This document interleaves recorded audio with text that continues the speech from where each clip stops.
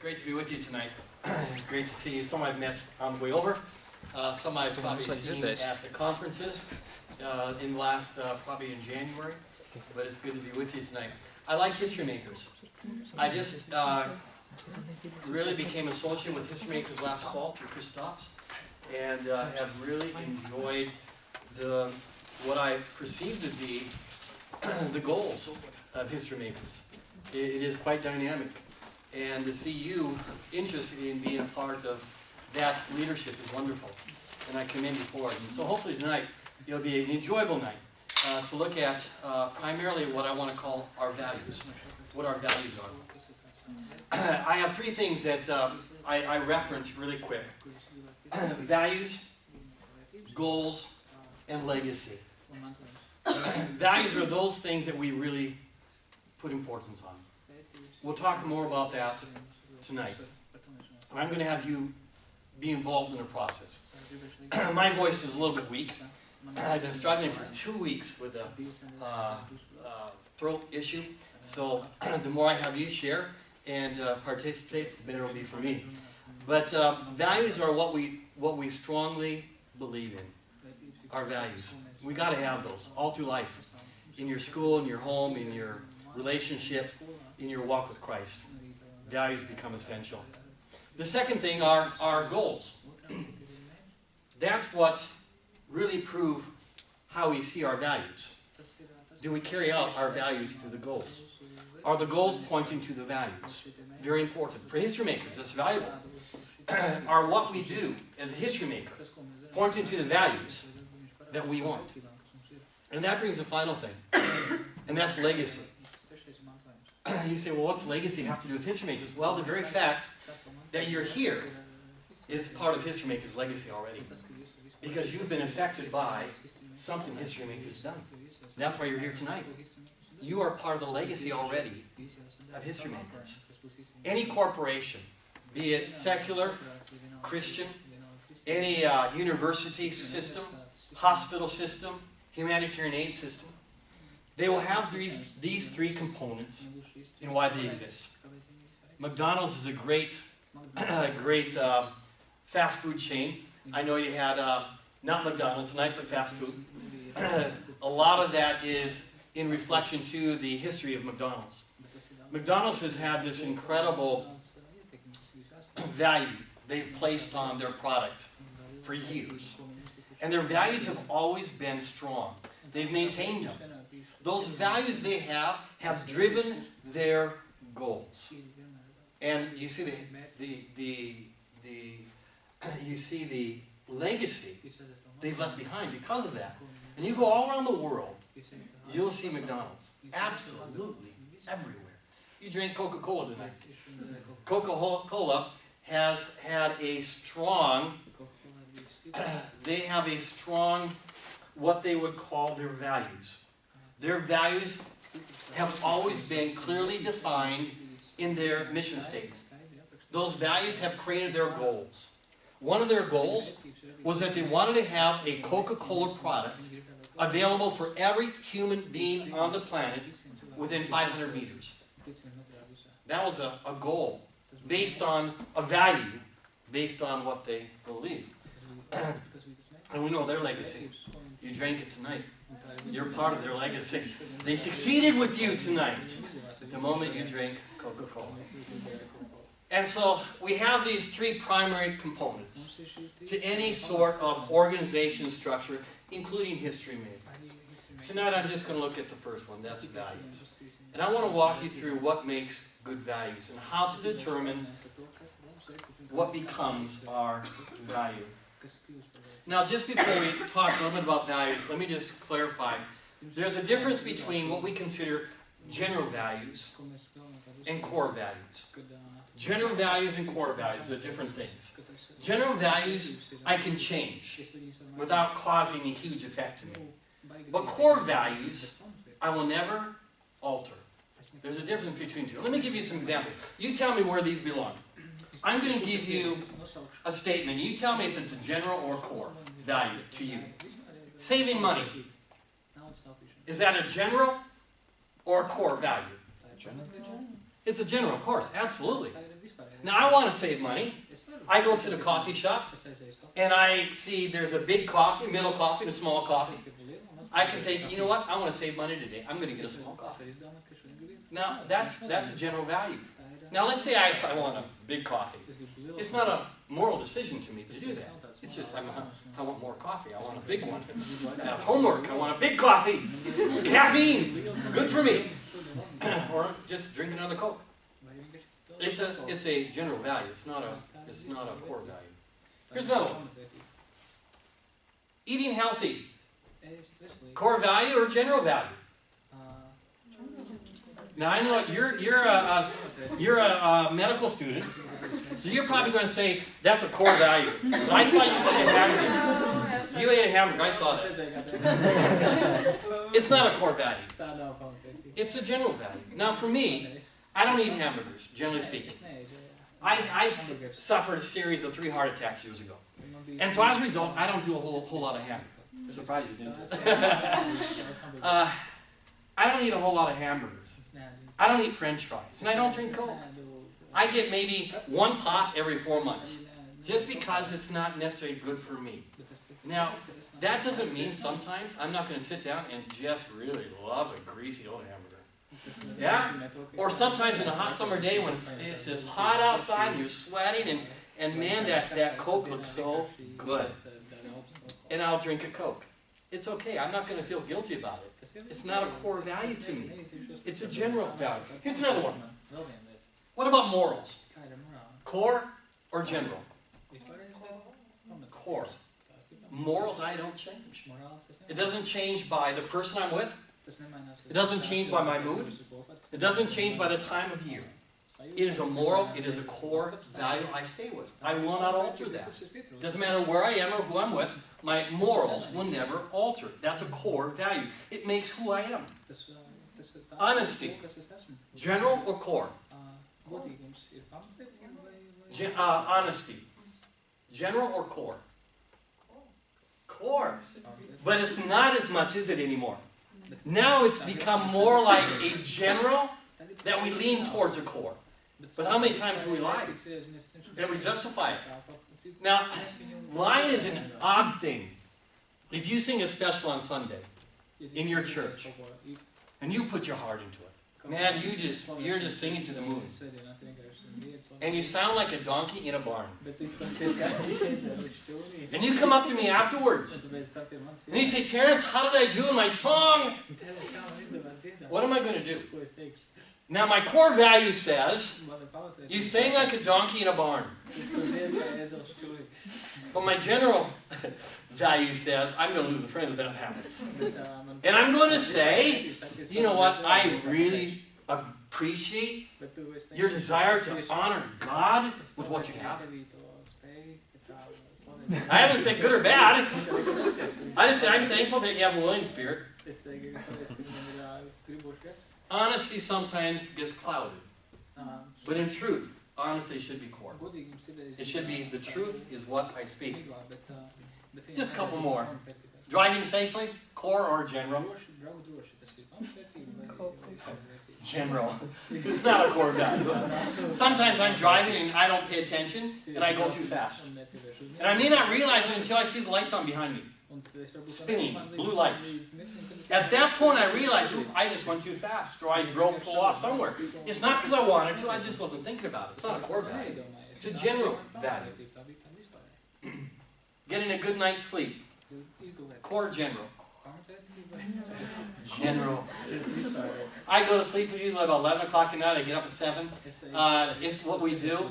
But if football season comes in America, I like American football. And my games start at 1 o'clock in the morning. If my team's playing, I'm going to be up at 1 o'clock in the morning watching on computer. Because it's not a core value for me to get sleep that night. It's a general value. The core value is watch my team win. That's the value for me. So it's not a core. And finally, the last one is belief system. Core or general? It's core. Absolutely. Absolutely. What we believe doesn't change by someone else, by a friendship, or by the demand of a friend. Beliefs are what I stand for. It's what I stand for, and I don't alter that. We have what we call the the core of the person, and the core of the person has two parts. We have the image, and we have the belief. Two parts. We all have that. In fact, if I could, I'm not a great artist, please understand this. I am not a good artist, but I'm going to draw this. I'm the first one to use this whiteboard. I mean, it's almost like I don't want to do it. Because I don't. And technically, I think this comes off, but I'm not going to pull it off because I don't want to be the guilty one. Okay? Now, so I will write on it, and then the next person can tear it off, and he can be the first. So I'm a partial first. Okay. This is a person. Yeah, pretty good, eh? Yeah. This is our core. It's what makes us who we are. We all have that core. What you see is what you get. When you stand in front of a mirror and no one is around you, what you see is who you are. You can't pretend to yourself. You cannot lie to yourself. What you see is who you are. Now then we have what we call our image. Image is what I present. It's why we comb our hair when we walk into a building, and as soon as we come out of the wind, you know. When we walk into a foyer and there's a mirror there, we go stand in front of the mirror and thank you. We go stand in front of the mirror just to make sure our hair is okay. I don't have that problem, by the way. My hair doesn't blow too much. I wish it did. It kind of quit growing years ago. And now I wish I had hair that would blow. But anyway, you walk in front of the mirror and you make sure your hair's all in order, you know, and your lipstick's in place, not guys, hopefully. Your lipstick's in place, you know. And we check our teeth out and make sure there's no black spots or seeds from the hamburgers you just ate. So, we make sure the image, you just cleaned your teeth with your tongue. I saw that, yes. We make sure the image is good. The image is good. Because that's what we want people to see. But then we have our belief. It's who we are internally. It's that internal mechanism that keeps us on the right road. The right road. Now here's the challenge. What we want to do is keep both of these very close together. I don't want them to become separate. I don't want my image to be different than what I believe. Because here's what happens.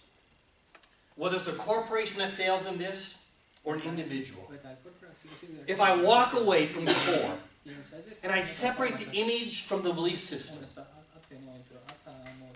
you find someone who's not real, and someone who's fake, and has no stability. And I cannot stand on my own. We've seen this has happened in many churches all around the world. We've had great pastors that were great preachers and great leaders, maybe very charismatic personalities, but they have moral failure. They have ethics failure. They have financial failure. And people say, I just don't know what happened. What happened? How can such a great person sin? What they presented and what they believed became too far apart. And they pretended to be one thing in the pulpit, but they're another thing when they stood in front of the mirror. And so our values become who we are. We must understand our values. Now I say all that for a reason. I want to have 3 groups for a few minutes. And let's do groups of 5. Maybe one will be 6. I don't know. And just you'll turn your chairs in your groups. And I want you, I'm going to give you some papers, and I'll give you some pens, and I want you to write out what you think or you perceive to be the values of history makers. What are the values of history makers? What do they value? Now I want you to write down one value on each page, make it nice and big, and when we're all done, I'm going to stick them up here, and we're going to look at all the values that you think or perceive are history makers. Yeah? And so what I want you to do is just turn into groups of 5, 2 I think will be 5, and 1 will be 6. And then we'll go from there. All right, I'm going to put these on the board. What am I looking at here? What's this one?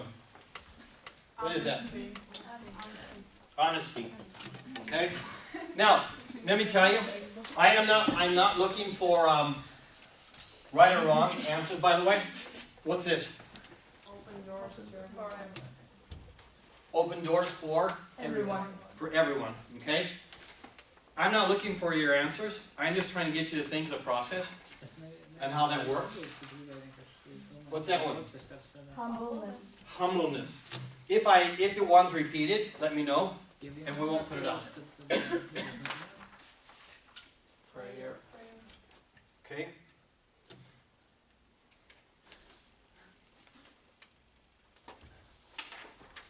What's that one? Personal relationship with God. Okay. For those who worked on red, they're saying.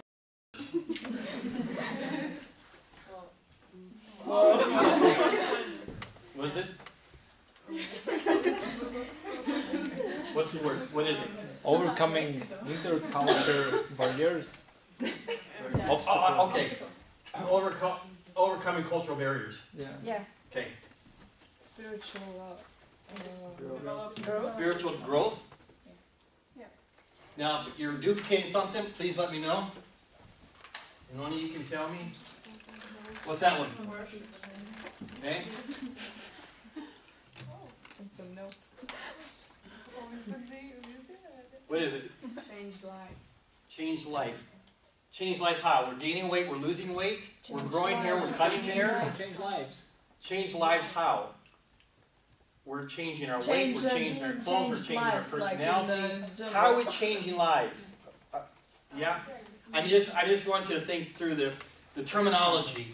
We want them to become Christ followers maybe as a changed life, as an example, yeah? But I understand what you're saying. All right, what are we over there? Youth growing. Growth of the youth. Okay, is that somewhere else, spiritual growth? Spiritual growth, yeah. Okay. Was that up there already, spiritual growth, same thing? Are we growing youth physically? No. Or are we growing youth spiritually? Okay, so therefore, we probably already have this one? Yes? I guess the next thing's apple shot. Practically, physically? Yes. So we're growing them in maturity, Like mentally, Yeah. helping them develop relationally. Okay, that works. Yeah. Now I'm really lost. What's this one? I mean, it's cute and everything. It beats my arm work altogether. What is this? We love a tent. We love the circus. Love the church. Love the church. Is that a? I'll leave it for now. Fine. These are your things. All right. Here's another picture. Love Jesus. All right. Is that up there anywhere else? No. What do you got? Selfless, serving selflessly. Serving. All right. Unity. What's that one? Unity. Unity. I like unity. Unity team. God. What? God. Is God a value? Okay, I'm not judging him. I'm just asking the question. Is God a value? All right, what's that one? What about the heart? That up. Courage. Oh, thank you. I thought you said heart. I think, okay. I have one of those. Got some stints in it. What's that one? Mentoring, yeah, mentoring is good. I mean, there are some that I obviously pick up on quicker, but creativity. My laughing's really improved, and I just want you to know that since you've been here. I like this one too. This goes right with the circus. Word of God. It's the Crusades. All right, what do we have here? Change lives. Okay, 180. That's cool. That's creative. We have that goes, you know, I should really put that with creativity. We have that one. You do? Oh! See, I had to do that. This felt good. Now, I'm not sure what this one you have to tell me. Living faith. Living faith, that's good. Unity, we already had somewhere, didn't we? Yeah. Yes. Yeah. Oh, hurts. I know, no, look at it this way.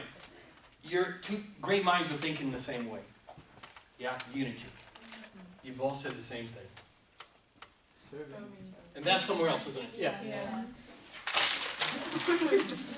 You see, as a teacher, we get some joy in just... What's that one? New friends. Friends? New Cool. friends. New friends.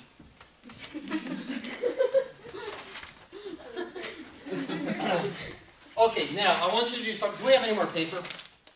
Or we use it all up? Are there 3 more sheets? Okay.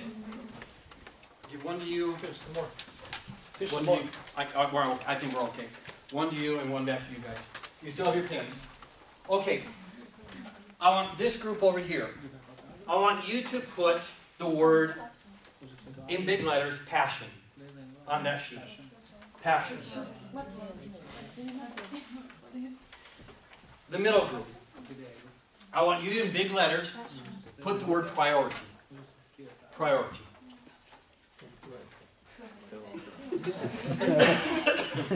And finally, your group.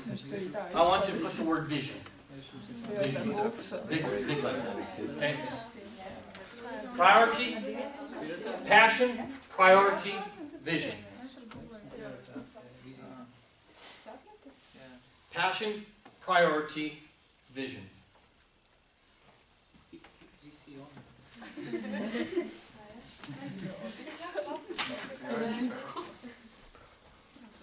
Okay?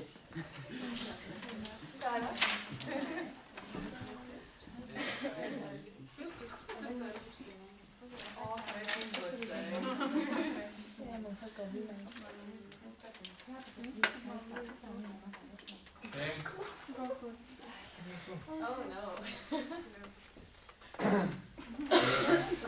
Now let me just talk about these 3 terms really quick. And in a second, we're going to take these values and place them in one of those categories. They will fit in one of the categories, not in all 3 of them. They have to be distinct. Passion is what drives us. It's what we do because we believe it. It is our motivation. I was a youth pastor years ago. And I had a number of places that I had an invitation to go to. I turned them down because I just didn't feel I wanted to go to any of them for different reasons. And then I'm at our home and my phone rings. It's a pastor. I don't know this pastor. I just seen him once. I never talked to him. But he called me. He said, Terence, we're interested in having you come to our church as a youth pastor. Are you willing to come? I said, hey, I'd be glad to sit down with you. So we set up a time the next week where I'd drive to his city and spend the day with him. We met at a restaurant originally. And we sat down in the restaurant. His name was Earl. And I said, did our small talk of hi, how are you, etc., etc. And I said, Earl, why do you want me to come as your youth pastor? And Earl amazed me. He pulled out a notebook with about 12 pages of handwritten notes for that meeting. He said, I believe in the young people of our community. We have a passion to reach them. And he began to list all the things they wanted to reach the young people. I mean, it was incredible. What he wanted in a youth pastor. He went this entire list. What he expected from a youth pastor. And as he spoke, I couldn't tell you what was on that list today. I couldn't tell you what was number 1 or what was number 12. But I could tell you, he is a man who spoke with passion. And he had my attention. He's the first guy I had sat with for a position like that had passion for what he did. He believed in it. And I thought, you know what? I can work with this guy because he has passion. He'll let me do what I need to do. And so I accepted the position to go to his youth group. He had a youth group in his church of, let's say, 25 kids. Not a big youth group. 25 kids. Nominal Christian kids. That means most of the guys are there because girls. Most of the girls are there because they love Jesus. Very nominal, especially in America. That's what we started with. In that nominal group, I found 4 or 5 kids that had passion. You could see it when you talk to them. They had passion to do something. I focused on those 5 kids. I ministered to everybody. Those kids became my focus because they had what Earl had, passion. Passion drives us. In the next 5 years, we built that little group of 25 to over 800 kids. Little group of 25 to over 800 kids that would meet in our meeting because of passion. And the only reason we could do it was because the key of the whole group to me was the moment I sat down with Earl Norby and he went through his list of why he thought we could do this work. He had passion. Passion is what drives us. Passion must drive history makers. If it drives history makers, everything we do will carry that energy. Priority is what we do in the right order. If we don't have priority in what we're doing, we could become a social group and miss all the biblical elements that we really want. And we can have great fun, but never change anyone's heart or life. We have to have the priority correct. And then finally we have the vision of what we need to do in the future. Now all these are based on each other. Passion really determines priorities, and that helps set the stage for vision. All 3 of these are linked together, arm in arm. If I don't have passion, I'm not going to be able to do priority. If I don't have priorities, I don't know what I'm going to do for the future. It all affects each other. You can't start with vision, because what's the vision for? I've got to have vision for something. What is it? I can't have priority unless there's some passion to do it with. And so these all become important. So, I want you to help me right now, and you can tell me, where do these fit? Oh, give me your sheets here. All right. Vision, okay? Priority. We're going to put priority over here. Priority. And lastly, we have passion. Oh man. I'll tell you what, these guys, this is divine. Not only did I give them the red marker, it got decorated with passion. Wow, that's perfect. How come you're turning red? These are all great. All right, now help me out. Where do these go? Where does I love Jesus? Where should that be? Passion. Yeah, definitely that should be a passion. It's what we do, why we do it. Where does this one go? Where is it? Vision? All right. Just go ahead and call them out. Mentoring.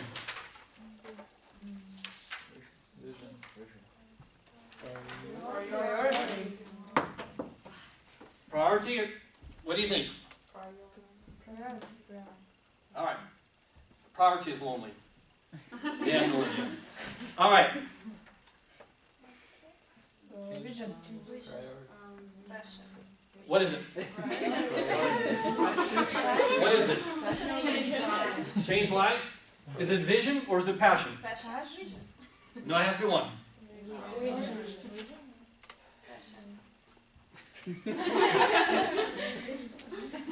It'd really be priority, wouldn't it? It's what our goal is, to a degree. It's what we want to do. We want to change lives. Passion is Christ changing in life. We're passionate about Him doing the work, but the actual work, that would be a priority. We want to see it happen. It's something that we want to do. It's a priority for us. I mean, we don't just want people to come to our gatherings because they got good music. Yeah? It's not the goal, is it? We want them to change. So it fall into that. What's this one? Living faith. Where do you want it? Passion. Passion? Greens are all good there. All right. Which one? God. Passion? Okay. Which one? Open doors for everyone. Where's it go? Vision. Vision or passion? Vision. What is it? Open doors for everyone. Open doors? Probably vision, yes? Yeah. Yes. Because that's what a goal is. We want to see more and more doors open. So it's like open doors for everyone, that everybody is welcome. Okay, so That's the idea. it could be a priority. Let's call it one or the other. Open doors for everyone to come. We are open, so it's So you want to put priority. already, yes. Okay. You got outvoted, sorry. Democracy. What is this? Let's get it. That's it. Breaking the cultural barriers. Okay, what is that? Vision. Vision. Vision. Is it a vision or a priority? Both. Well, I don't want it to be both, because I'm going to rip it in two. It's not going to happen. Vision looks lonely, so. Vision? Alright, if that's what you want, I'm going to put it there. I don't have a preference either way. Great argument. I think, like you say, it depends on how you look at it. It could go either way. It just depends on the tense of which we want it. It's a priority that everyone is welcome in our group. Yeah, multicultural. It's also a vision we want to do. Now, generally speaking, vision are action steps that we're doing to do it. Now, do you already reach culture groups? So then this probably isn't vision too well, is it? If you're already doing that, this probably isn't as vision as this priority. Understand how I'm looking at that? Yes. So what do you think? Keep it here or move it over? Move it. Move it? Sorry. In this way, But you still made a great sign. in this way, mentoring could be vision actually, because that's not something we are doing. It's not something you're doing good? Mentoring? Mm-hmm. Where are we? Where's mentoring? Okay. So you're saying move that to vision. Yeah. And I would say that would be very accurate. Because if you don't have active mentoring going on, then it becomes something you need to do, which is vision. Now, if this is considered mentoring, then it becomes something you're actively doing. So, which would it be? Now, again, I'm not going to subdivide things because it gets too laborious then. But what you can distinguish between the two, mentoring for leaders, you do. But mentoring for the common students that are at the conferences, you probably don't do. And then you want to say, okay, here's a vision. We want to mentor them spiritually. How do we do that? Well, we can start thinking through internet-based means of Skype Bible studies that can reach all across Latvia, where we have a leader that meets up with a group at the conference and says, every Tuesday I'm going to sit down on Skype at this time and just have a Bible study for 20 minutes, and I want to welcome you as one of my 4. And it's free, and most people have access. So then it becomes vision. If it's this group, it becomes priority. But either way, for either group, it's still priority, isn't it? It's something you need to do. So where do you want it? You tell me. Vision. Vision? All right. I'm putting my foot down. There you go. Okay, where's this one going? Passion. Personal relationships. Yes. All right. What is it? Prayer. Prayer? Priority?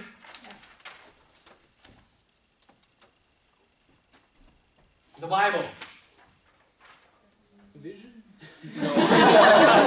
Someday we will read. Priority. Is Bible a priority or is it a daily life experience, which will make it a passion? Priority is something we need to do in a top order, but the Bible is something to light onto my pathway. It'd be more of a passion, wouldn't it? Yeah. We read a book over and over and over again. Yeah? I mean, I don't read Tolstoy 4 times in a row. It doesn't do it for me. But I read the Bible constantly. What does that make it? Passion. Even prayer is passion too, right? And prayer technically would be, you're right. Should we move prayer? Because prayer is not a priority, prayer is just what we do. Again, you see what I'm saying? We begin to refine where things should belong. And that begins to give us a focus of what we need to do in leadership. And how we need to look at things to determine how we do them. Because we've thought through this process. So, where's prayer, by the way? The black one. Okay. So you want to move that over to passion? All right. Passion, you've got a lot of work. Okay, I'm not sure. This could really go any place. I love the circus. It's a future goal. We want to own it. And that's where we want to have history makers, in the circus. Where does this one go? I don't want to say on the floor because I've already thrown 3 down. No, where does this one go? Passion. What is it? Love for the church. Love, yeah. I would say passion. Again, we go to a place that most of the world probably wouldn't go to except for Christmas season. What are we looking at? Humbleness. Okay, what is humbleness? What's Everyone's again afraid to say. Passion, no. Priority, no. Vision, no. None of the 3. No, humble is a priority, isn't it? Yeah. We need to always be humble. It's not something I constantly focus on every day of the week. I'm not getting up in the morning and saying, oh, I want to really be humble today. No, it's just something I want to develop. It's a priority in life. Okay. All right, what's this one? Unity. Unity. What's unity? Passion or priority? Priority. Priority. It's what we want to become. We're not unified, but we want to become unified. You want to know the interesting thing? In Paul's writing in Corinthians, of course, you know Corinth was such an incredibly mixed up church with so many problems. And you've read Corinthians, you know, of course, most of us know Corinthians, 1 Corinthians 13 because of the love chapter. But outside that one, the rest of Corinthians is a bunch of messed up people that were trying to figure out Christianity. The very first thing Paul addresses, even with the huge amount of problems, was unity. He said, there are some of you that are following Cephas, some of you are following Apollos, some of you are following Paul, some of you are following Jesus. I want to be in the Jesus group. You're right. No, I'm in his group. I'm not Paul, I'm him. Paul said, listen guys, before I address anything else, priority number 1, unity. Interesting. All right, what am I at? Serving selflessly. Okay, where does that go? Priority. Priority. It's what we want to do. Yeah? We want to serve selflessly. It's what we want to become. It's not a passion. It's just something we develop. Yeah? What's this one? Worship. Passion. It's a little bit easier. What's this one? Spiritual growth. Spiritual growth. What do you think? Vision. Priority, probably. I mean, you could lean towards passion. I'm not going to do vision for spiritual growth. You know why? It's too ambiguous. It's too ambiguous. How do you clarify that in a goal? How do I say we're going to be spiritually growing people? How do I do that in a goal? I can't quantify that. But I can say it's a priority to me. I want to grow spiritually. I want those around me to grow spiritually. I want my colleagues that walk next to me to grow spiritually. It's not necessarily a passion, because that's covered in these areas already, but this becomes a priority in my life, and all the way through my life, it never changes. Creativity. Creativity. Passion or priority. We want to be creative in what we're doing, how we're thinking. We want to think outside a normal box. You know, our box is limited. Creativity, God gives us to think beyond the box on how to expand and grow and develop in every aspect of life. And so it really becomes a priority, especially in an organization, to always be thinking creatively. How we can do it differently, how we can do it better. You are successful with your January conference. It is a successful event, and I loved it when I was there. I sat with Christophs later on, and I was just impressed thoroughly with everything you guys did as a group. It was great. there's a lot of creativity there. But if the date comes, we say, you know what, we've got it all nailed down, we don't have to do a thing. Let's just keep repeating everything over and over again.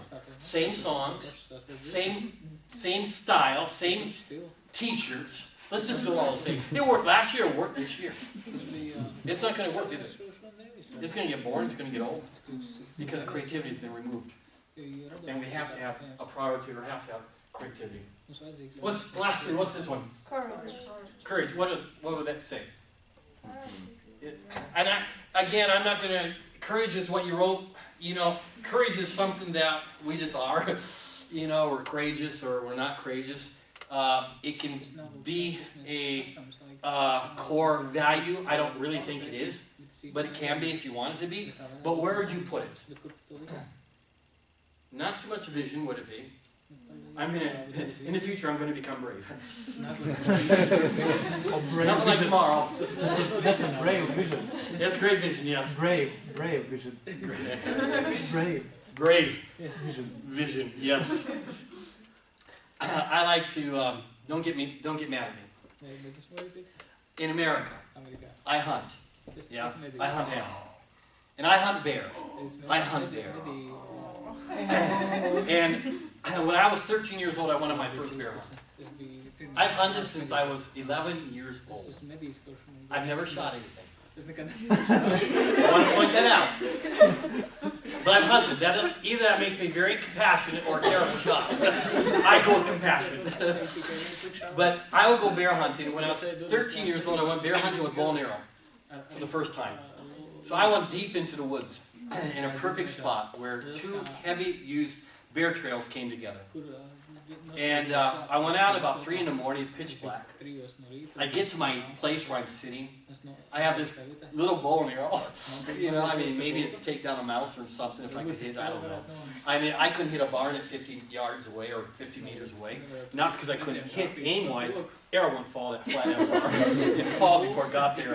And so I got there in this perfect stand. And I'm sitting down. I have this little camouflage outfit on.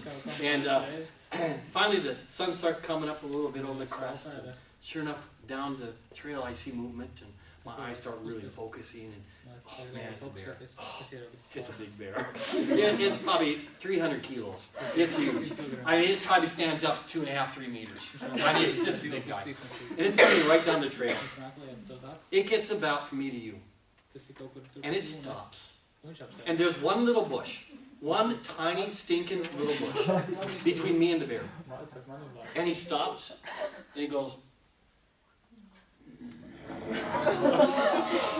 I became so spiritual. At that point, I said, God, if you ever get me out of here, I'll never do this again. And it lasted until the next season. So where do you want to put courage, guys? You tell me. I'm not going to put it up. You tell me. I don't care. Passion. Passion? All right. We'll stick by passion. You passionate people can deal with it. Now, what's this one? Growth. Where does it go? We already have it somewhat, don't we, over here in priority? Spiritual growth? Oh, this one's experience like mental growth. Oh, this is like mental growth. So again, what we do, priority? Yeah. Yeah, thank you for clarifying that for me. I forgot. And that is true. I think History Makers has an opportunity to speak not only spiritual life into young people, I think they have the chance to speak moral life into young people. Yeah. Ethical life into young people. I think those are values that History Makers has. That maybe even aren't tapped yet, but can be. So I like that one. Okay, what's this final one? Honestly, what should that be? Passion. Passion, priority. Again, I think you can probably go either way, either direction. It doesn't matter which one you want to put it in. Call it. Priority. All right, priorities. Now, couple things. Is witnessing there? Evangelism. No, it didn't make the list, did it?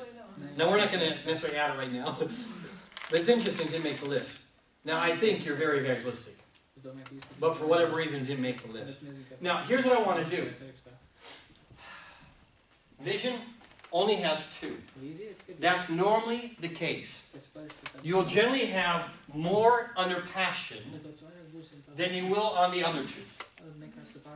Priority usually second, and vision's last, because it all filters down.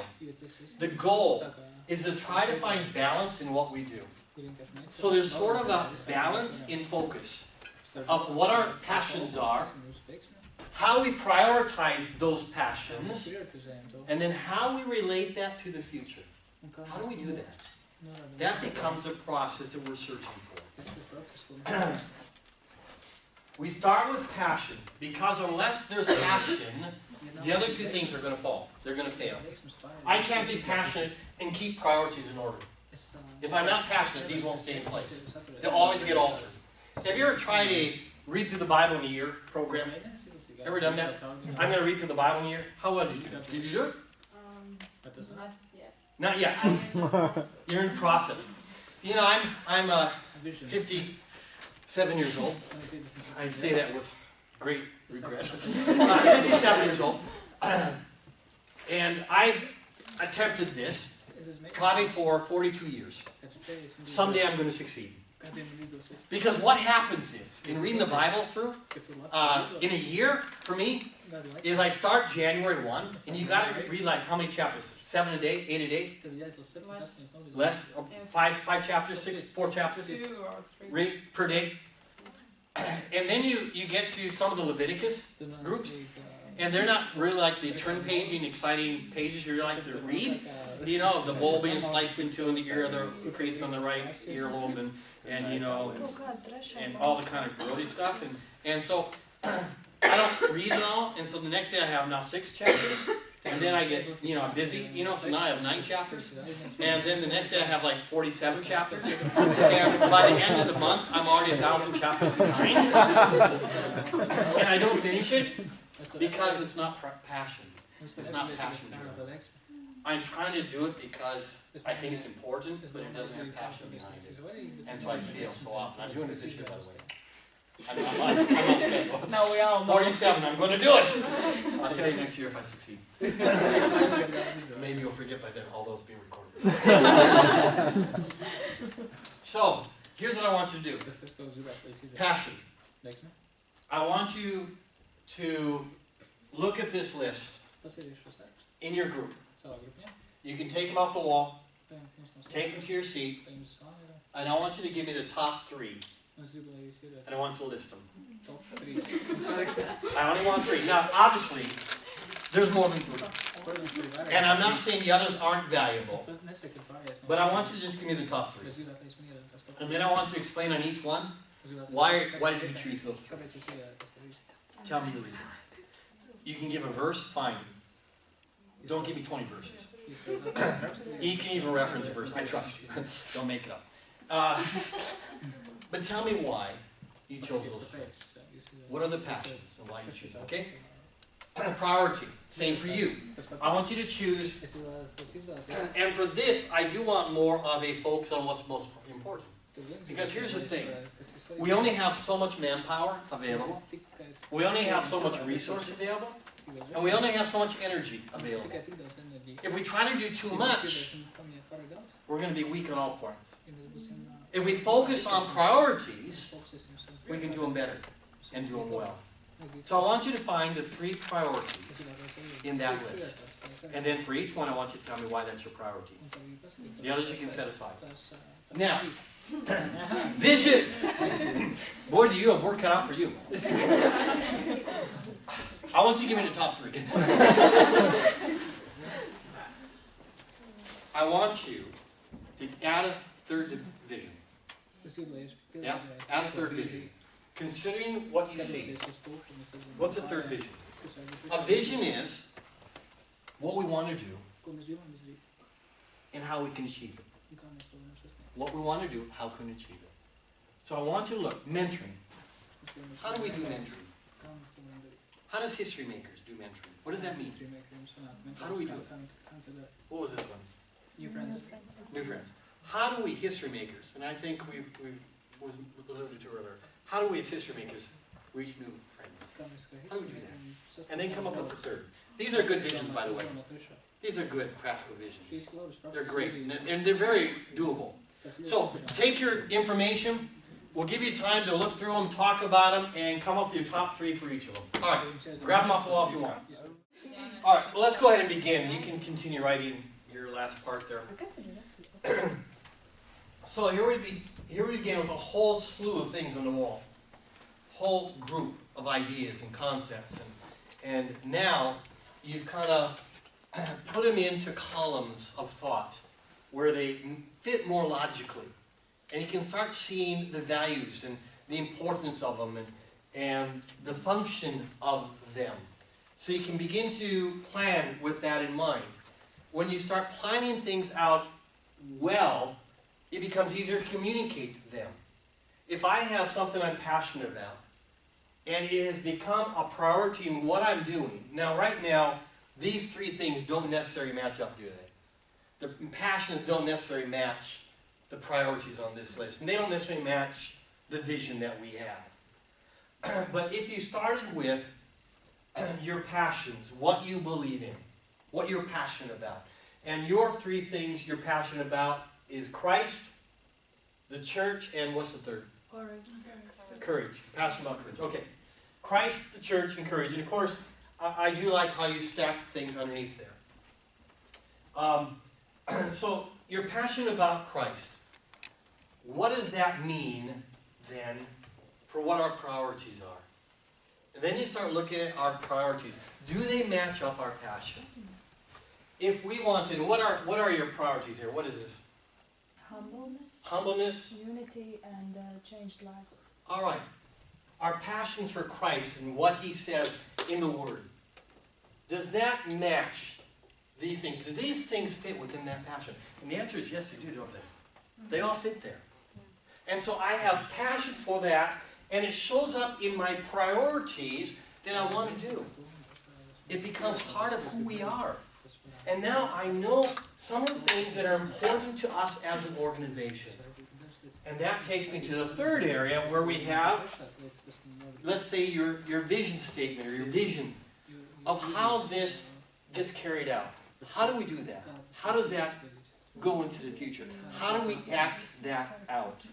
How do we plan for that to make it happen? So, here's the process of how this works. If I were to take these 3 elements, these 3 components, and work through from the passion to the priorities to the goals.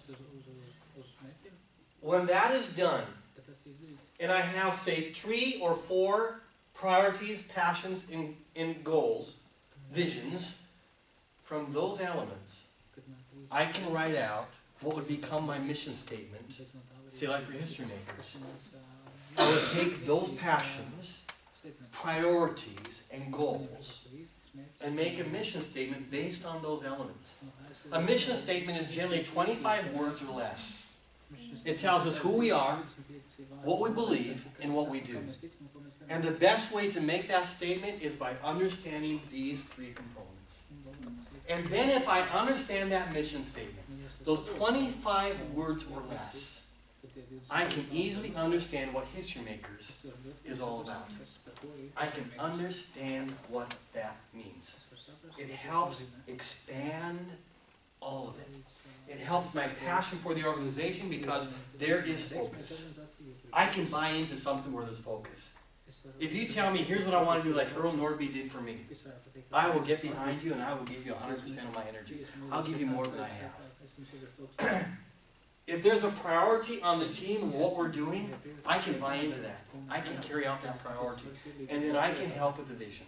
I can help carry that out. It all builds on itself. And that's what the mission statement really shows us. It's how we communicate who we are simply, effectively, efficiently, with passion. That's who we are. Now, let me just say a couple things on the mission statement, really quick.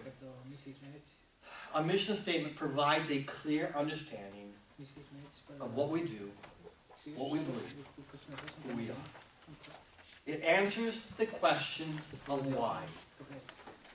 Mission statements answers the question of why. Why do we do this? Why do we invite this group? Why do we invite this speaker? Why is this our goal? It answers the question to why. It's great to have that confidence that what we do fits within the mission statement of what we believe. A mission statement is not an eternal document. It changes periodically. Usually they say a good mission statement will never last more than 5 years. I would say a mission statement probably won't last 2 years because our times change so dramatically. Culture changes rapidly. Staff change, health change, law change, interest change, finance change. All that affects our mission. And so our mission statement is something that we really address periodically over a period of time. It's an ongoing process. But the better the mission statement, really the better the vision. If you have good vision, sky's the limit. I don't like limited vision in anything. I don't like a limited vision. I like to look beyond my own ability. What can we do? Let me close this section with a small story. A young boy was fishing. A little 7, 8-year-old boy out on the end of the dock, casting away his fishing, his line into the water to fish. Old man was walking along the shore of the lake and saw the boy sitting out there. And old man thought, well, I'm not in a hurry. It's a nice sunny day. I'm just going to sit and watch this little boy fish. So, sits down on a log and watches the little boy cast out. A few minutes later, little boy starts reeling in a fish. Pulls it out of the water. It's 15 about centimeters long. A nice fish. Boy takes it off the hook and puts it in his bucket. Puts another worm on. I don't like fishing. I don't like worms. Puts another worm on and casts it out. A few minutes later, jerks and starts reeling it in. Wow, 30-some centimeters. Little boy takes it off the hook and lets it go. Old man's watching. He scratches his head. Don't understand. All right. Little boy puts another worm on and casts it out. A few minutes later, reels in again. It's about 13, maybe 12 centimeter fish. Takes it off the hook, puts it in the bucket. Puts another worm on, casts it out. A few seconds go by, and wow, snags another one. It's like 40 centimeters long. Huge. Takes it off the hook, puts it back in the water, lets it go. Old man can't stand it. Can't stand it. What is this kid doing? So he walks out on the dock. He says, young man, I've been watching you fish. Young man says, okay. I notice you're catching some small fish and you put them in your bucket. Yep, right there. Got 2 of them. Old man says, but you caught some really big fish. And you put them back in the water and let them go. Yep. Why? Little boy says, man, that's simple. My frying pan is only this big. His vision was shorter than the fish. Sometimes we need to change frying pans and just get a bigger vision. Yeah? We need to get a bigger vision. Any questions on what we've walked through today so far? Any questions on it? What are your values What are my values? In what part? personally? Personally, I have a lot of my core values are my faith, my family, and my devotion life. Those are my 3. Those are the 3 I will always stand with. My faith is something that is generational. My dad was a pastor, his dad was a pastor, and his dad was a pastor. I have 2 brothers who are pastors, and I have a nephew who's a pastor. And my son is a pastor. Other than that, it's personal. It's my commitment to Christ. At 13 years of age, at 1101 South Washington, Denver, Colorado, on a Friday night, I accepted Jesus Christ. 13 years old. I've never questioned it. I never went back on it. That's my passion.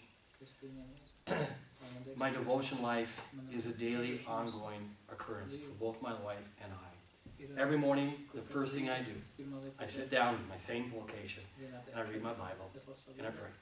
That's a passion. That has to be. It's a priority. And then my 3rd is my family. They are my They are my family. I'm proud of my kids. One of my goals in marriage for, I suppose, Jill as well. My wife's not here tonight. She had a Latin language lesson. She's smart. I'm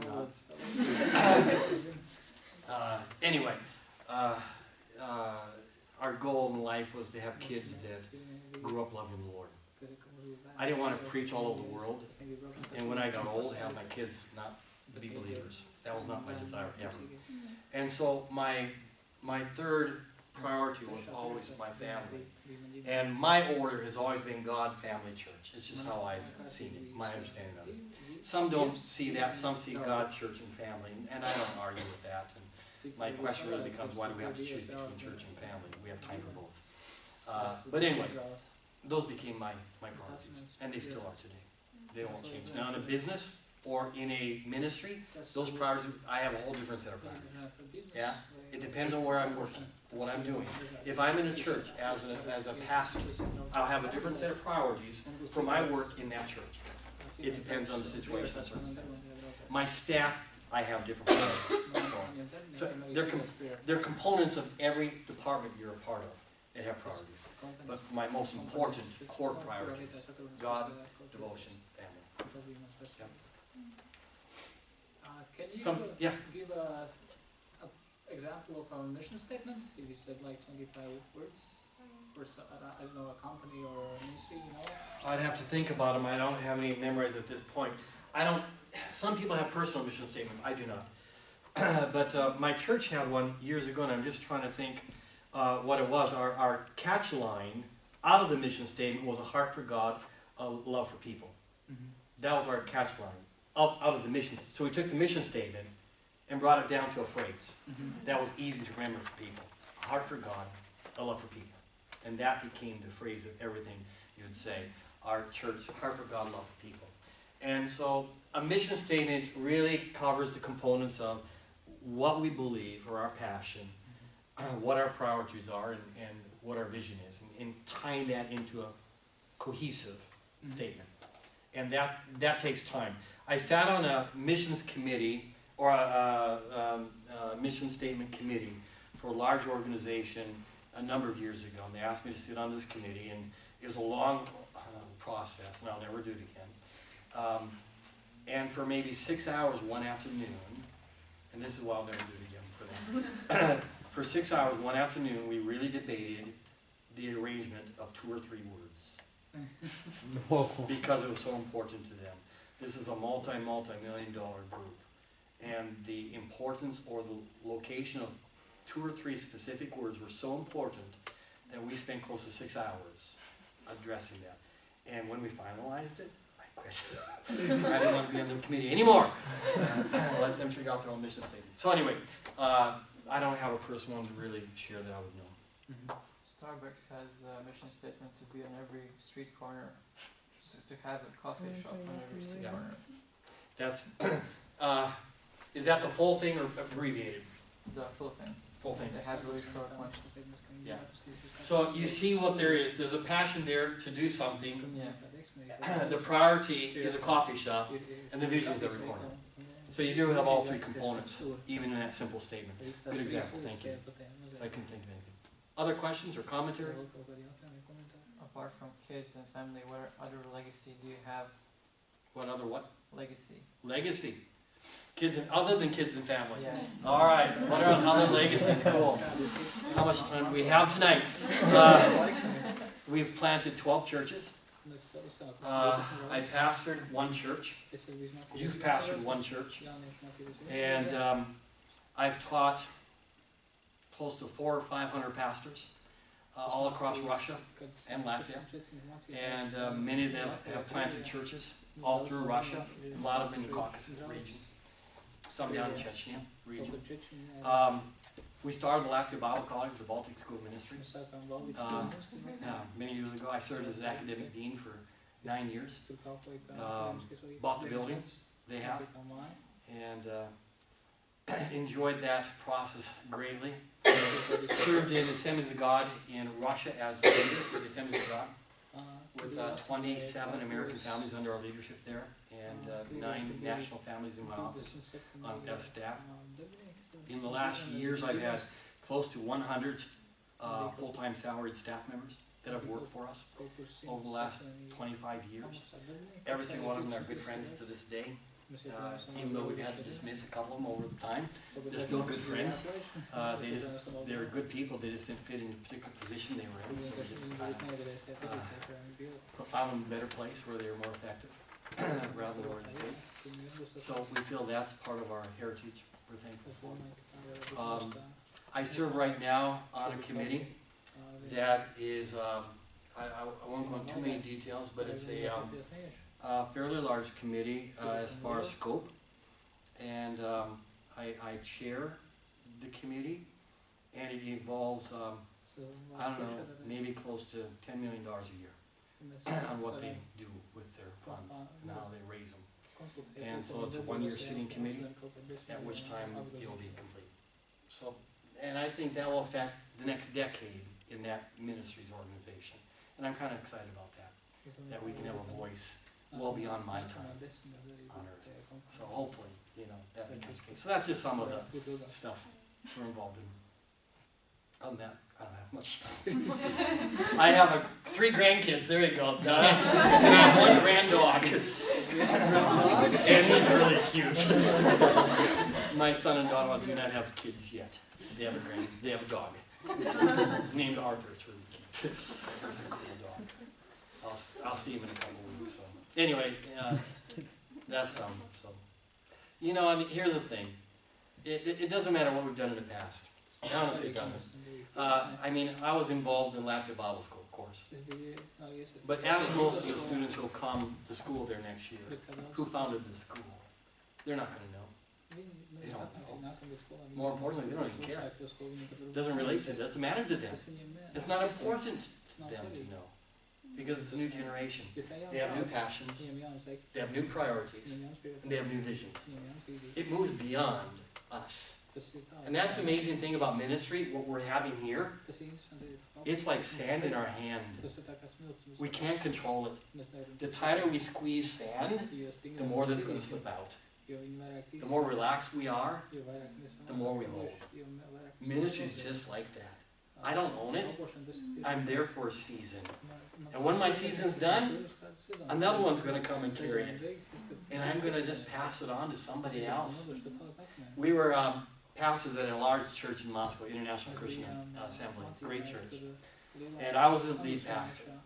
Good staff, fun church. On a Sunday, we had 50 nations of the world represented on an average Sunday. 50 nations. Moscow's a big city, a lot of internationals. So English was the pulpit language. We had headsets for maybe up to 6-7 languages if you needed them. We had 150 Africans alone. We had like 100 Filipinos, maybe 175 Malaysians. I mean, it's a great church. I was the pastor. It was my church, and I loved that church. It was fun. It's like, yeah, this is mine. Yeah, I get to preach. This is kind of cool. It was fun. And I thought I was so important. I was it. You get that feeling sometimes that I'm the key person. And then I had a heart attack. 3 heart attacks in 6 days. Massive heart attacks. Went into a hospital in Moscow on Monday night. They didn't think I'd live. I had 90% of my heart shut down. Just totally collapsed. And they didn't think I was going to survive the night. And the next morning I was going in for surgery. And long story short, I didn't preach next Sunday. Surely they can't have church because I'm not there. I mean, the guy isn't on the pulpit. They're going to have a terrible service. They're just going to feel bad. Everyone's going to cry. They had a good service. How dare them? The audacity of everybody. They had a good service. It was very uplifting and very powerful. And I wasn't there. And then Sunday after that, I wasn't there. 3rd Sunday, I was back in the pulpit and I preached 2 Sundays in a row. Very weak, mind you, but I preached. And then I resigned the church, went back to America to recuperate. Here's the truth. Church wasn't built on me. If it was, it's a terrible church. It is a terrible church. It wasn't built on me. It has to be built on God. His your neighbors. It has to be built on the passion of our heart. And what is that for us? It's God. It's the Word. It's Christ. It's worship. That builds our priorities. And that creates our vision. This makes it so that parts are interchangeable. You come and I come, we can fit into a system. We can leave and the system continues. Because it's not built on us. And that's what really makes a great company. You know, McDonald's is good not because of Ray Kroc, who built it. Well, the Gymnasium brothers who owned it in California, San Bernardino originally. They started it. They owned McDonald's. Gymnasium brothers. They sold it to Ray Kroc, who built it what it is, but even Ray's not even involved in it. Yet it still goes on, doesn't it? Because they had a good foundation. They had smart foundation. And that's what we are. We're just part in God's army. And as long as we're usable, God will use us. But the moment we become difficult, someone else will come and take that place. It's like the straw. Have you ever used a straw? Yeah? A Coke, McDonald's, you get a straw. Salve. Yeah. Have you used one of those? Yes. Now, when you take that Coke and you drink through the straw, and when you empty out the bottle, it's all empty out. You try and get that last part. Try and get that last little stretch. When you're all done, do you take the straw out and say, "Wow, you're so cool. You really deliver the goods. I am impressed with this straw. It's the best straw I've ever had in my life." No, the straw wasn't the issue, was it? It's the vessel that got what you wanted to where it was needed. We're the straw. As long as we're usable, God will use us and God will flow through us. But when that straw becomes unusable, something is plugged in it, what are you going to do? You're not going to weep over that straw, are you? You're going to take a straw and get another straw that works and start all over again. Yeah, that's weird. Okay, good. Anything else? Sorry, those were really off-track stuff. Yeah. Okay, let me talk a little bit of something else now. And how much time, Christophs? Okay. Maybe what if we just do it one more time with all that we have heard in the mind, and do one more time the passionate priorities and vision for the history maker, the top 3 things in each one. Yeah. And write this like kind of mission statement, like in groups. So here's what I like to do then. To follow this through to where it becomes practicum or practical for history makers tonight. What I'd like you to do is I want you to, again in your groups, and we'll finish with this tonight. I want you to come with one passion. Yeah? So why don't you talk about one passion as a priority, think of a second as a secondary, and even a third, okay? So because what I want to do, I want you to take one passion and then work from there to priorities for that passion. What are the priorities of that passion? And then what are the visions for that passion? How do you do it in the future? How do you bring that to a greater dimension? Let's say a passion is reading the Word of God. That becomes, let's just say that's a passion. My priority, what is the priority for reading the Word of God? To learn how to do it systematically? To be faithful? A priority would be to educate others to that priority, how they could do it. A goal would be to getting everyone corporately to reading the Bible together, or to get young people that don't read the Bible, how to get them to read the Bible. That becomes a goal. And so you're taking something and actually working it through all the way to a vision. Yeah? So think of something, and I want you to think of 3 really quick, and 3. The reason 3, you're only going to do one, I just don't want you to have the same one. I want you to have 3 different things. So you can do 3 different thoughts all the way through. Yeah, you understand what he's saying there? Just think of 3 right now, and then tell me what they are, because I just want you to have different ones. I don't want you to have the same one. That way we cover 3 different thoughts tonight, all the way to completion, because we have 3 teams. Yeah? Can we do that? So talk about it really quick, and then let's bring it back to me. Let's go ahead and begin. Let me go over here to my left. What's your... That is good. What's that? I like it. Oh. Oh, what's your passions? What's one? What's jauniešu iemīlējuši. English, please. Youth to fall in love with Jesus. you following Jesus?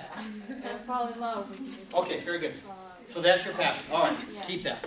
Oh, If you had that one, that's We had off your three. list. Choose one of the other two. Do you have something other than love? Love for people. Something other than love? Worship. Okay. Do worship. I want to keep love's here. Teaching you to love. I want to do a different concept than love again. So do worship. Yeah. Yes. Okay. Worship, yeah, that's it. Worship. And whatever that worship is. Love worship. What's over here? What's your Unity among Christians, not dividing. unity among Christians? Not dividing by the. Yeah, good. Okay, unity. Yeah. Okay, very good. So now you have your words. You have your words. Your passions. Now what I want you to do with your passion, I want you to think what are the priorities in that element. What are my priorities? What are those? You should be able to list 3, 4, 5 priorities in that. And then with the priorities, what are some visions to help those priorities become acted on, expanded, or developed? We'll start with the middle group because they're done early. So go ahead and tell us what the passion was. List some of the priorities and tell some of the vision. Vision? Yeah. Oh, you didn't do the vision. That's why. That's why you're done early. No, okay. Okay. All right. Go ahead and list your priority or your passion and give us your priorities. Our passion was worship, and our priorities would be humility, unity, devotion to God with our lives, and to be more like Jesus. Okay, now here's a question, and just answer this verbally, think it through verbally. How do you do those 4 priorities then? What would you do to incorporate that into practice? Humility, how would you take that into a vision? How would you take that further? A priority becomes acted on when there's a vision to it. How do you do that?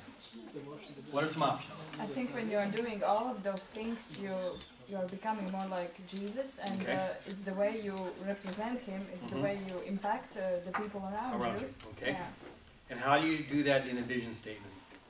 Then, how do you do that? Impact. And how do you do that? Yeah. What are the steps? You know what I mean? You know what I'm saying? You're telling me the end result. The end result is we want to be humble. The end result is we want to be like Jesus. End result is, how do you get to the end result? Right now I'm self-centered, egotistical, and I don't think well. And I want to be like Jesus. How do I get there? You know what I mean? What are the steps? It's not something we do, it's something that God does. But does this zap us? I've seen a lot of egotistical people in worship. And they don't change. They stay that way for years. How does that happen? God does works, but is there anything we do? We can teach about it. Exactly. We can offer training. We can make training mandatory on worship team. As a worship team, we have prayer. Usually worship teams have prayer before service. That's one way, isn't it? That's a vision. We're going to have prayer. It's a plan.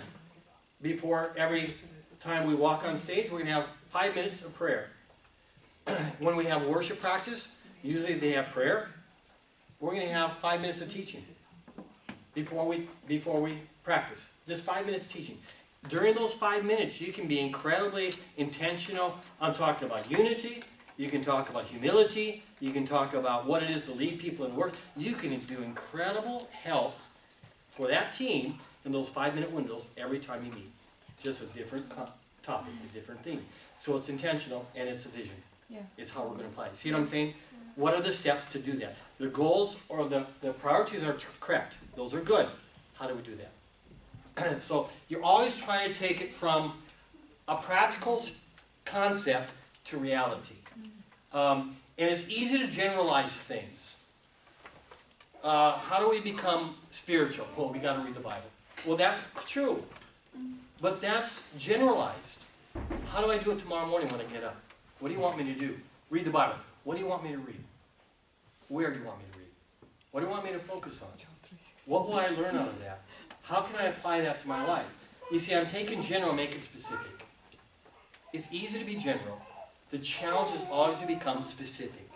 To give, a comb is this item on the outside, but the teeth is actually what combs the hair. The brace and the teeth. The brace doesn't do much, unless the teeth are involved. The brace is general, the teeth are specific. Yeah? The finer the comb, the more fine the hair. Now, for me, it's not an issue. I buy brushes with nothing on them, it looks It's really cool, though. I wash my hair in the morning, 5 minutes later, it's bone dry. So basically we're making a 3, 5, 10-step plan to become humble. Well, not even that. Not even that. Isn't that called No. sacrament? No, it's not. Yeah, and of course, right now we're looking at a word being humble. But there are things we can do to foster a humble spirit in people. When we're meeting with a worship team, and I realize that team is going to be ushering people into the presence of God before the word is presented.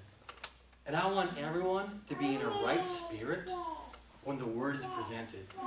And so when we meet for worship that week, even if I have an idea of maybe what the sermon's going to be, and I take a moment, and I say, guys, I want to talk tonight for 5 minutes. And I just want to talk about the attitude of our heart. We're so privileged. We get to serve in a capacity where we lead others into worshiping Jesus. What an honor God has given us. Thank you for being a part of this. It's great. Together, we work as a team in leading people to Christ. It's not us. It's not our ability, because we can't help anyone find Christ. It's God, and He works through us. What am I doing? I'm encouraging them to look to Jesus in a humble way and not ourselves. I'm not forcing humility. You can't do that. But I'm opening the door. Why do we preach the Word? So people understand it better and have a better understanding of who God is and the character of God and how to respond to it. So I'm giving people an opportunity to respond to. So I have my priorities. How do I enact those priorities? How do I do that? And that's the goal. That's the goal. Good. All right. What's your passion? Passion. You falling in love with Jesus. Okay. That was it. Yeah. Yeah. So the priorities, yes. Mm-hmm. Pure individual relationship with God in the leader's team. Good. That's one. Mm-hmm. And then encouragement, like encourage each other. And personal prayers for each other. Mm-hmm. Very good. And the vision, mentoring, youth revival, and that the youth that will fall in love with Jesus would practically show love for people in their lives. Mm-hmm. And in your vision course, you can expand the vision quite a bit. And you don't have much time tonight. Obviously, you didn't do the vision because it wasn't communicated well enough, and time was limited, so you couldn't really develop the vision part of it. Because the vision part really does take time. But the vision part could be in the crusade or the youth rally, even focusing on what type of messages we want to speak. Is it a series that we're going to offer? Is it a couple of them we're going to do? What's the theme of those messages? Who's going to present it?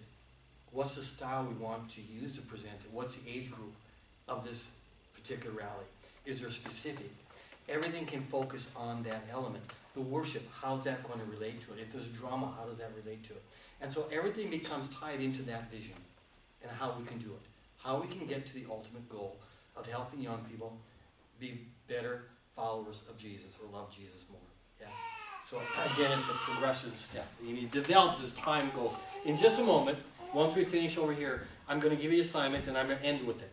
and you can take it home with you and work in groups, in whatever the groups that Christoph has set up for you guys. But first, let me go over here. What's your priority?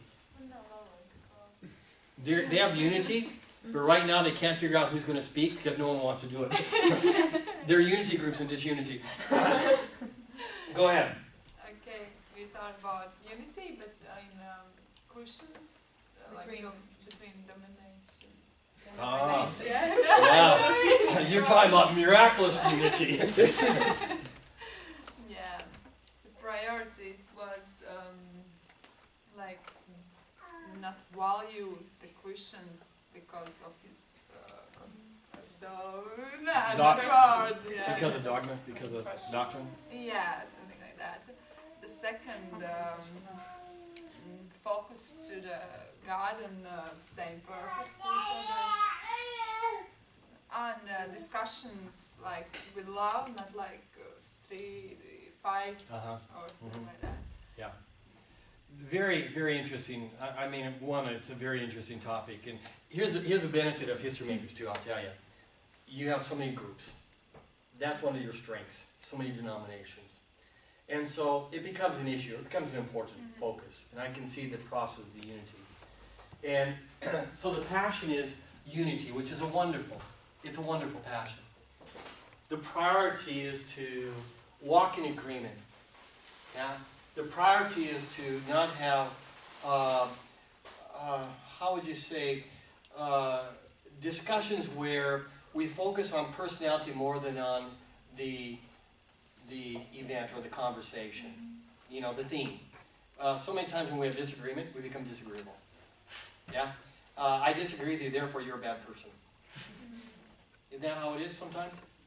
Because you don't agree with me, you're wrong. No. You may disagree, you may have a different opinion, but I respect you. And I respect the fact you have a different opinion.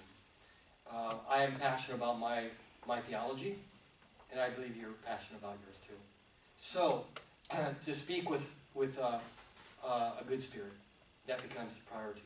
So Can then, we just respect yeah, for one respect. another? Yeah, show respect, and that becomes a great priority there. So then the vision becomes unity. How do you do that? And one of the ways, and we have this issue with my daughter-in-law. My daughter-in-law is a Baptist young lady, grew up in a Baptist church. I'm Pentecostal. And she grew up believing Pentecostal was wrong. Yeah? She dates my son, who's Pentecostal.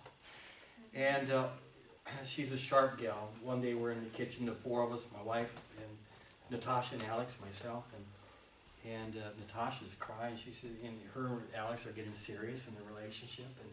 And Natasha says, I just don't want to be hypocritical. How can I marry someone who theologically is so different than me? How can I do that? That's the exact thing we're talking about with your unity. And I said, Natasha, here's the thing.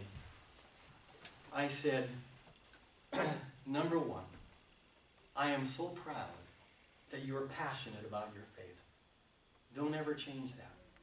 Don't change your passion because of my son. That would be wrong. You stay true to who you are. I said, as a father, the thing I want most for my son is a godly young lady who's willing to give up a relationship rather than change it for love. I said, I admire that. And don't ever second guess it. Number two, I said, the prerequisite to heaven is not baptism of the Holy Spirit. It's salvation in Jesus Christ. I said, let's just focus on the thing we strongly agree with and not worry about the rest.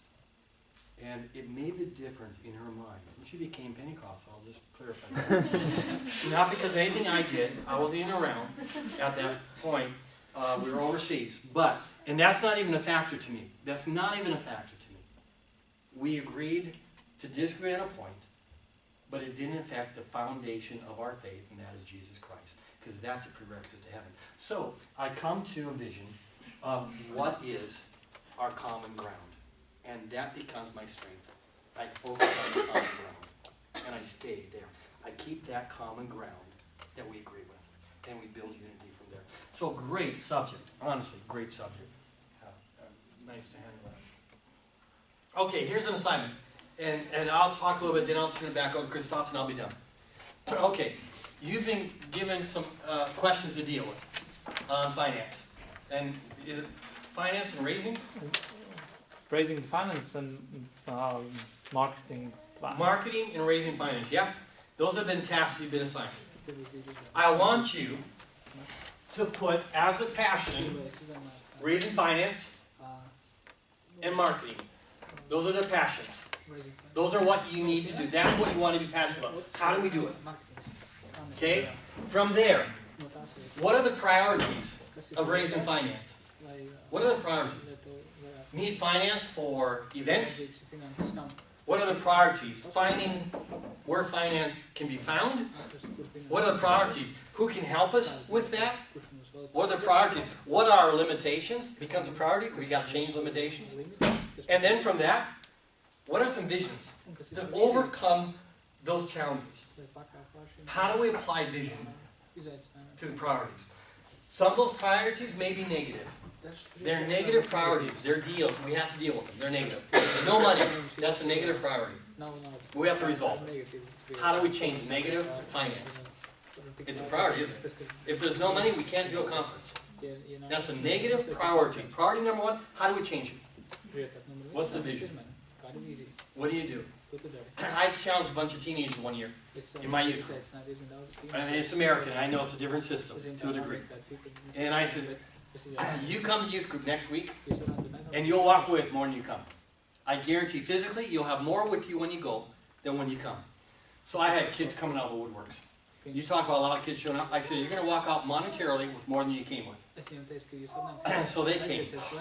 They came. I went to the bank, and I got as many $1 bills, brand new $1 bills. I had buckets of it. And I gave everybody a brand new $1 bill in an envelope. $1. I said, this is yours. It is yours. You do whatever you want with it. And I talked about